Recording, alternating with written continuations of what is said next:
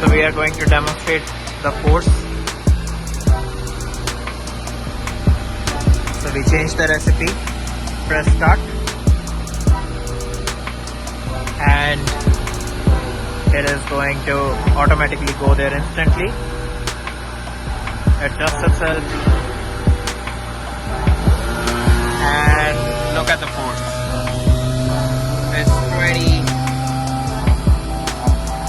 to 30 Newton of force, and it's constant. Even while the robot is moving, it keeps that force so constant all the times that you get a perfectly sanded board all across.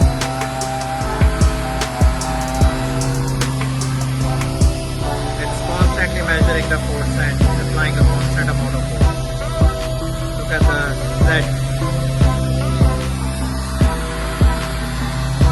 It has force calculators in each joint, so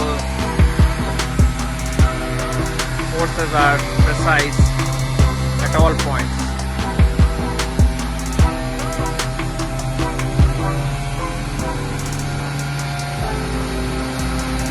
It automatically goes back